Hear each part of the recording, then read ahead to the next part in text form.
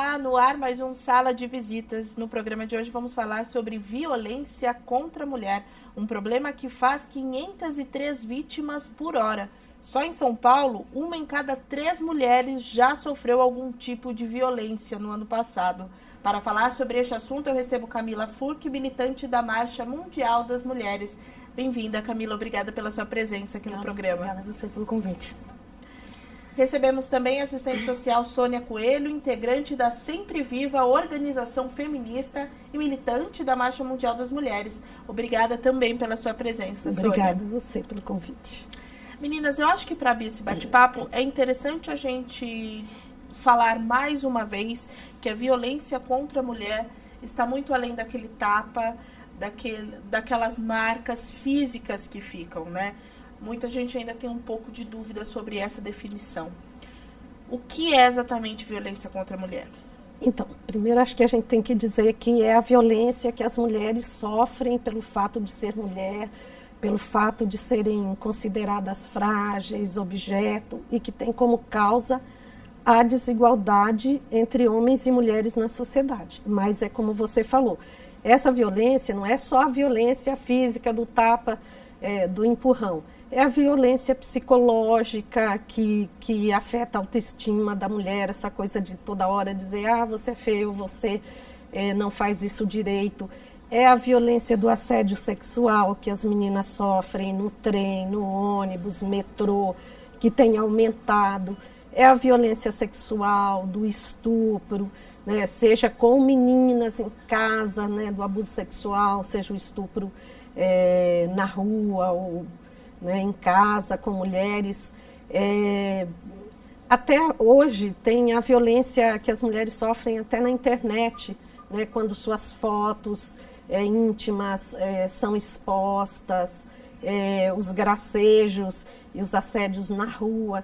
Então, essa violência ela acontece em todos os lugares onde estão homens e mulheres. Camila, hoje as mulheres já têm noção que esse tipo de comentário na rua, às vezes a mulher ser colocada no papel de embelezar uma mesa de reunião, tudo isso acaba sendo uma forma de violência? As mulheres já têm essa consciência? Sim, eu acho que hoje a gente tem aí uma ampliação, né, do debate, inclusive, né, sobre o que significa as mulheres serem vistas como objetos, né, sexuais, né? A gente tem esse debate quando a gente fala das propagandas sexistas, né, e a gente, né, denuncia como o corpo da mulher é usado para vender, né, mercadoria, para circular, né, o mercado. E isso é uma forma também de violência. Isso né, se apropria disso que a Soninha, né, trouxe para a gente aqui, que é essa ideia da desigualdade, de que as mulheres são inferiores, né, de que são objetos, que são manipuláveis, e que estão aí para serem consumidas. Eu acho que um pouco a internet ampliou, né, esse lugar do debate, né, mas sempre tendo em vista que a organização das mulheres em movimentos autônomos, auto-organizados, né, é o que faz, de fato, a diferença, é o que provoca, de fato, a mudança e demanda e pauta a transformação, né? Mas sim. A Lei Maria da Penha completou recentemente 10 anos, né? Eu queria que a opinião de vocês duas, um balanço sobre essa legislação. Claro que uma conquista inegável para as mulheres, mas é o suficiente? O que falta acontecer? Então, a Lei Maria da Penha, ela é super importante. Ela exatamente demarcou isso, né? A violência contra a mulher é crime, né? Então, isso é uma forma de desnaturalizar a violência na sociedade. Agora, o que ocorre? E ela é uma lei muito importante, porque ela não só pune, como ela previne, propõe prevenção da violência. Mas o que a gente fala, a lei sozinha, ela não é suficiente para enfrentar e para superar a violência. Tanto que a gente está vendo que, após tantos anos de criação da lei, a violência contra a mulher está aí, né, continua muito alta, né? Agora, tem dois aspectos, né? Tem o aspecto de que ainda as políticas previstas pela Lei Maria da Penha não foram completamente implementadas, principalmente quando a gente fala da área de prevenção, né? Ficou um pouco na punição.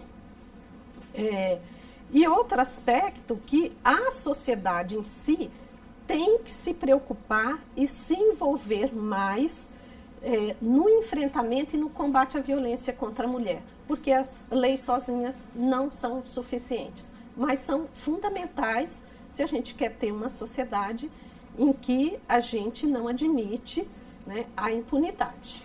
E quando a gente fala de políticas de prevenção, né, a gente está falando de campanhas, a gente está falando de campanhas de conscientização para as mulheres de que existem serviços, né, onde elas podem ser atendidas em caso de estarem sofrendo violência ou viverem numa relação de violência, mas também a gente está falando de políticas que vão tratar desse tema, por exemplo, na escola, né? A gente recentemente, 2 anos atrás, a gente teve uma discussão muito grande aqui em relação ao Plano Municipal de Educação, onde setores conservadores da sociedade se organizaram, né, para barrar, enfim, para tirar, para excluir gênero, né, desse plano, ou seja, para a gente não conversar sobre isso nas escolas, né, a gente, né, insistir numa educação sexista que separa o que é de menino, o que é de menina, né, que convive com a violência entre né, meninos e meninas muito cedo, né, que determina lugares sociais para as mulheres muito cedo, né? Então, e para os meninos também. Então, assim, a gente perdeu, né, uma grande oportunidade do Estado agir de forma preventiva e dando conta de uma questão que, ao mesmo tempo, é estrutural, é histórica, mas que tem que ser tratada. É claro que não é só na educação, a gente sabe né, enfim, que a questão é bem ampla, mas de que é um espaço importante, né? E a gente perdeu, lamentavelmente, aqui uma oportunidade, né, de tratar essa temática, e não só do gênero, a questão da orientação sexual, de identidade de gênero, né? Você tem crianças homossexuais, a questão do racismo. Na escola, né? que então, é importante, que é um componente também da violência contra a mulher. É importante entender que todos esses costumes, como o machismo, essas coisas erradas na nossa sociedade, vêm de berço. Muitas vezes o homem até não percebe que está sendo machista, né? Mas é uma coisa que ele aprendeu com o pai dele e que a gente precisa ter a consciência que precisa mostrar para os nossos filhos que aquela menina não é diferente dele, que ele tem os mesmos direitos que ela e ele não tem mais direito de aproveitar a vida do que ela, né? Claro. Falando um pouco sobre políticas públicas, nós tivemos a Secretaria de Políticas Públicas para as Mulheres, que foi extinta. Eu queria saber se a extinção dessa pasta prejudicou diretamente as políticas públicas voltadas para nós mulheres e de que forma? Olha, prejudicou bastante, né? Porque é fundamental você ter uma secretaria, porque a Secretaria de Políticas para as Mulheres, ela não só, né, vai executar, elaborar, fazer algumas políticas próprias, como ela vai fazer a articulação entre as políticas, que isso é fundamental quando a gente pensa no que a Camila falou, na prevenção. Então, se você não tem um organismo dentro da prefeitura que vai articular com a Secretaria de Educação, que vai articular com a Secretaria de Cultura, do Trabalho, para que todas as políticas possa ter esse recorte, né, de gênero, recorte racial, pensando as mulheres, né, na sua especificidade. Então, nisso a secretaria é fundamental. Além do que, não ter a secretaria significa que enfraquece, né, e desarticula serviços que já vinham sendo implantados na cidade de São Paulo. Então, a gente teve serviços fechados, como o CRM Honório São Miguel, que tinha 1 ano apenas, né, de implantação, foi fechado, e outros equipamentos que ficam totalmente desestruturados sem uma secretaria. Falando ainda sobre a pasta, tem um dado de 2016 que diz que existiu um aumento de 133% nos relatos de casos de violência. Isso quer dizer realmente um aumento, ou a gente pode ler esse dado também como a criação de uma secretaria, o aumento do debate sobre feminismo, as redes sociais muitas vezes mostrando para aquela dona de casa o que é a complexidade da violência? Tudo isso também a gente pode ler que causa esse aumento? Eu penso que o fato de que a gente tem mais serviços hoje, né? As mulheres podem, a gente tem mais de 30 equipamentos hoje, uma parte na Secretaria Municipal de Assistência Social e uma outra parte um pouco menorzinha no que hoje é a Secretaria Municipal de Direitos Humanos, né? Porque a extinção da Secretaria foi feita e a criação de uma coordenadoria com poucos funcionários, poucas funcionárias. Então, assim, você tem mais serviços hoje na cidade, né? Onde as mulheres podem procurar ajuda, enfim. Então, né, você tem o Ligue 180, que também é um canal, né, onde, né, que as mulheres em todo o Brasil podem ligar, e isso também é fruto, né, do movimento de mulheres que pautou, né, a Marcha das Margaridas, que é um movimento das mulheres do campo, que pautou, né, a ausência de políticas nessa área, né, para as mulheres do campo, ribeirinhas e tal. Então, acho que sim, né? Assim, tem essa você pode ler dessa forma. Por outro lado, e é muito contraditório, é de fato bastante triste, né, que essa atual gestão esteja caminhando nessa forma, porque quando você tem, recentemente a gente viu aí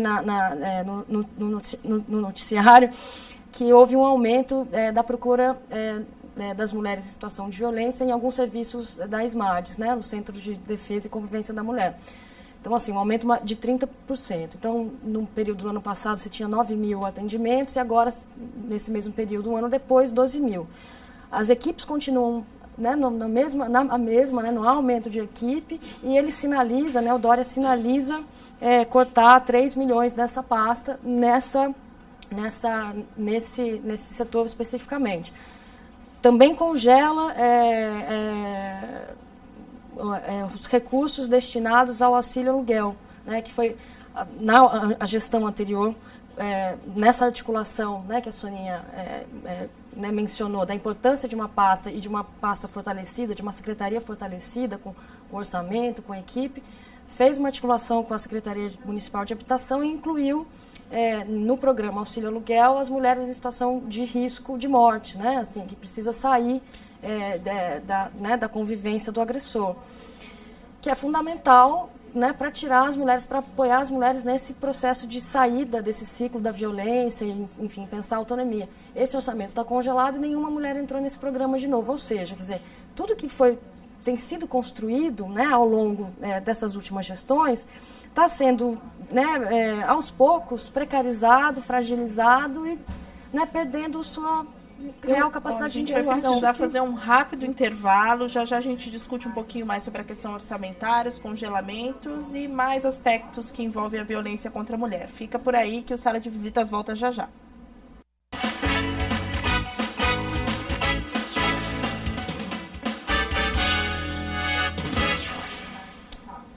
Sala de Visitas de volta, hoje com um debate sobre a violência contra a mulher. Continuo na presença da Camila Furque, militante da Marcha Mundial das Mulheres, e também da Sônia Coelho, integrante da Sempre Viva.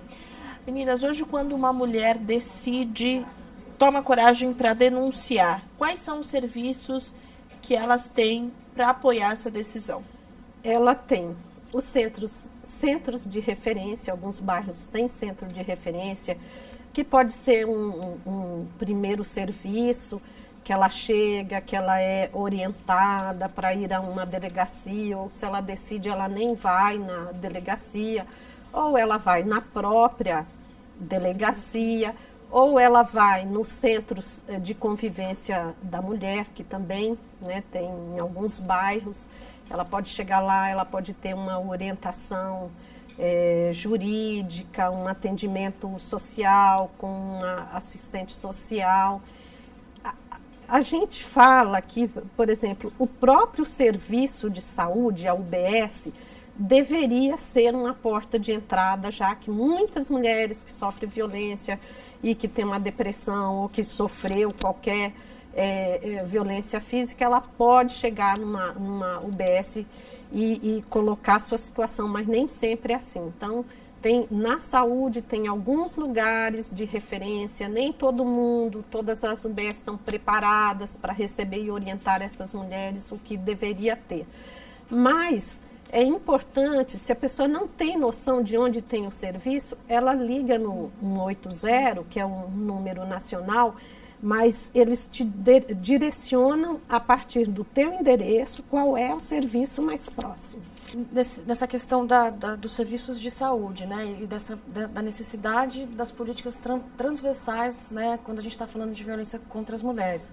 Quer dizer, existe há pouco tempo, né, o que eles chamam de núcleo de prevenção à violência nas unidades de saúde, né, que são representantes desses serviços que se reúnem para fazer cursos sobre a questão da violência contra a mulher, a questão, né, da orientação sexual e identidade de gênero. Por quê? Existe uma portaria do Ministério da Saúde que determina, né, a obrigatoriedade da notificação dos casos de violência. Né, porque é fundamental também, quando a gente está pensando em políticas públicas, saber, né, que violências que estão acontecendo, onde que estão, enfim, né, ter dados para planejar políticas públicas assim, de prevenção e, claro, de atendimento, né, a essa população que sofre violência. Então, é obrigatório que essas unidades de saúde notifiquem, né, a supervisão técnica de saúde, que notifique o Ministério da Saúde. E nesse processo não é só, né, preencher um formulário, né? Tem como você acolhe aquela pessoa que sofreu violência, como você não revitimiza, né? Você não diz coisas do tipo, mas o que você fez, ou onde você estava andando, ou que roupa você estava usando, ou né, esse tipo de coisa. Quer dizer, então tem um processo aí de formação, de educação para os servidores das unidades de saúde, por exemplo, que é fundamental para garantir que a vítima que chega nessa unidade seja acolhida de forma adequada e dê, né, seguimento à denúncia ou procure outro serviço e, de fato, né, possa sair dessa situação né, desse ciclo de violência. E isso tanto para a questão das mulheres, enfim, como para a questão também da população LGBT, que também é acometida aí da LGBTfobia na sociedade, infelizmente. Tratando um pouco ainda da questão orçamentária, a gente tem um dado aqui que alguns cortes, como no Centro de Defesa de Convivência da Mulher, chegaram a 3,5 milhões. Como é que esses cortes prejudicaram efetivamente, esses congelamentos, na verdade é o termo exato, né, usado pela gestão, como é que esses congelamentos prejudicaram os serviços do município? Olha, eu acho que prejudica porque você não pode ampliar, né, você não pode ampliar uma equipe e mesmo você não pode ampliar os CDCMs, né? Porque os CDCMs, eles funcionam em geral em bairros da periferia.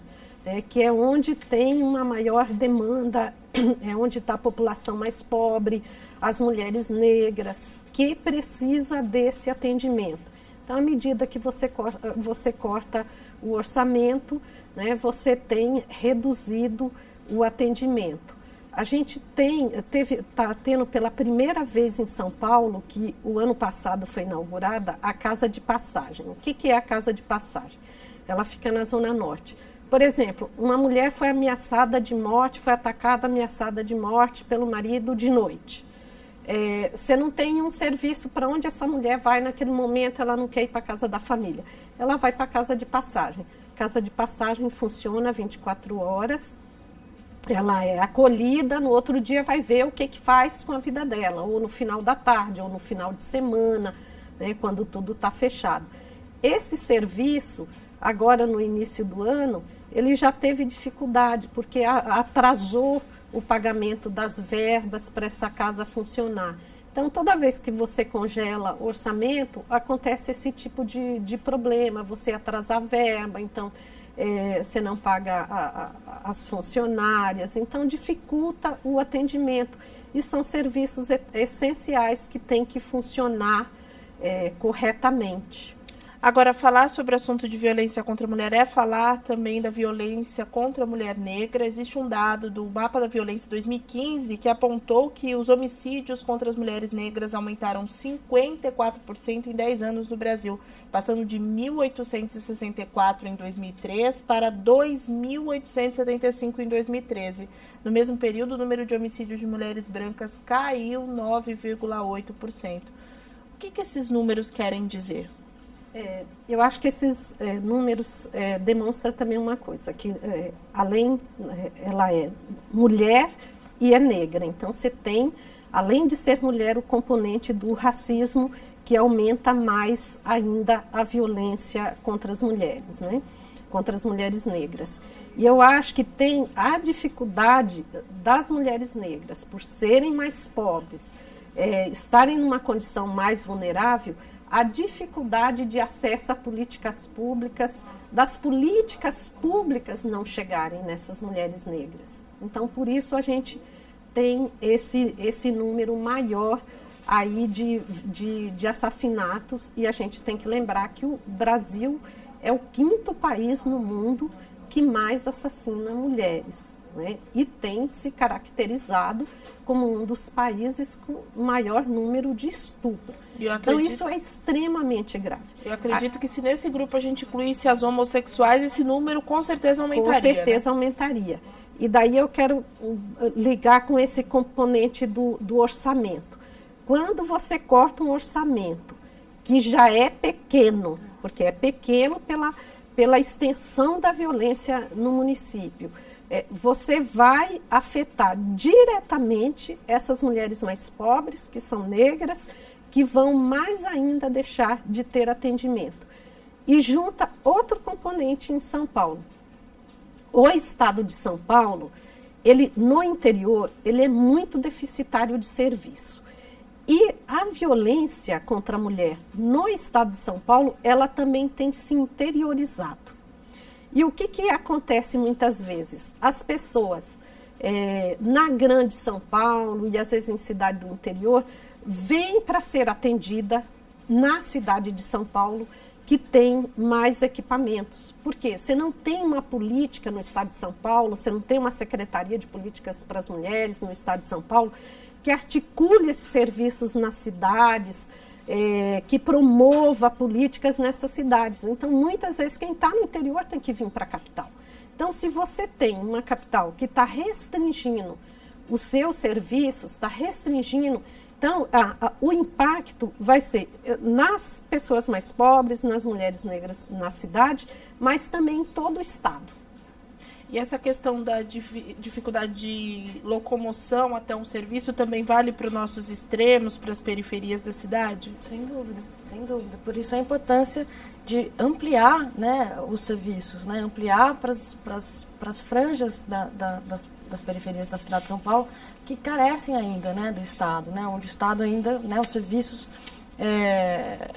não chegam, né, porque a mulher, né, vai ter dificuldade de chegar ao serviço do ônibus, é isso que eu ia falar. E aí, porque veja, as políticas que foram implementadas aqui na cidade de São Paulo eram desdobramentos de políticas, né, ao nível federal. Então, o Pacto de Enfrentamento à Violência, que o Estado de São Paulo, inclusive, foi o último a assinar, né, se não fosse o movimento de mulheres no Estado pautar, né, o governo não tinha sido assinado, e aí as políticas começaram a ser implementadas aqui na última gestão, né, de alguma forma ampliadas na gestão anterior. E uma delas era justamente a questão da unidade móvel, que é um ônibus que o movimento chamava de ônibus lilás, ou ônibus roxo, não sei, que percorria as periferias daqui da cidade de São Paulo, os bairros mais extremos, com uma equipe multidisciplinar, uma advogada, ou assistente social, uma psicóloga, variava um pouquinho, mas que estava nesses espaços, nessas praças, enfim, nesses extremos, parava lá, passava o dia lá, oferecendo, né, dando informação, orientação para as mulheres que estavam passando ali, enfim. Isso é importante, porque potencializa, né, assim, já que a gente tem limites orçamentários, né, tem trâmites burocráticos, né, de uma hora para outra você não constrói, né, mais serviços, você tem a própria disputa do orçamento, inclusive, mas potencializa, né, assim, o serviço, potencializa o acesso, potencializa a informação. Então a mulher, né, podia ficar sabendo, né, onde que ela podia ir, quem que ela podia procurar, ou às vezes simplesmente conversar com alguém sobre o que está acontecendo. Quer dizer, isso é extremamente importante. E o ônibus hoje está parado, né, assim, desde que assumiu essa gestão, esse entra e sai de coordenação, coordenadora, secretária, etc. e tal. A gente não sabe com quem consegue falar, né? A gente não tem referência. E aí esse ônibus está parado, né? Assim, há 7 meses ele não sai da garagem, de uma garagem da Zona Norte, a gente está tentando descobrir qual é, né? Que não sai, né? Então aí tem alegações das mais variadas, tinha multa, mas assim, ele funcionava na outra gestão, né? Assim. E agora, de repente, não funciona mais. Nosso tempo está acabando. Eu queria agradecer muito a contribuição de vocês, com o conhecimento de vocês sobre a causa. Sônia, muito obrigada pela sua participação aqui com a gente. Obrigada, e quero chamar a atenção que as mulheres precisam se organizar nas suas regiões, nas suas comunidades, na sua escola, na sua universidade, porque é nós também, as mulheres organizadas, que vamos enfrentar a violência contra a mulher e sermos solidárias umas com as outras nessa situação de violência. Obrigada. Camila, muito obrigada também pela sua contribuição, tá? Agradecer também a oportunidade de participar do programa e dizer que as mulheres aqui na cidade de São Paulo estão organizadas para resistir à destruição das políticas para as mulheres na cidade de São Paulo, que está sendo feita aí por essa atual gestão. Muito obrigada, Clara, você que nos acompanhou. Lembrando que se você souber de algum caso e quiser denunciar, fica o Disque 180, que é o Disque Denúncia contra a Violência contra a Mulher. Obrigada a você que acompanhou mais esse debate. Então, até o próximo Sala de Visitas. TV Câmara São Paulo, informação para a cidadania.